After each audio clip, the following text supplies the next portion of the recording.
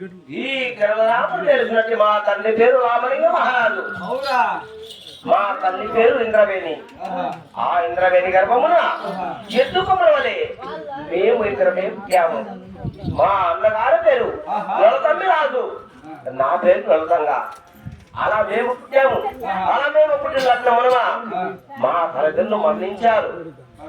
అలనాటి నుండి మా అన్న నలతమ్మి రాజు చాలా అల్లారు ముద్దుగా పెంచి ఆ కాశీపురంలోనే కాశీ మహారాజు వివాహం చేశాడు.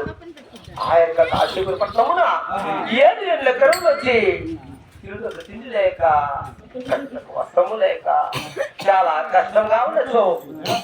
నా పుట్టింది పోదామని ఈ వనముకు వచ్చారు. నా పేరు లలితంగా అంటారు అన్నయ్య. ఇప్పుడు కదా రొట్టు విరిగి నేతలో పడినట్లయినది.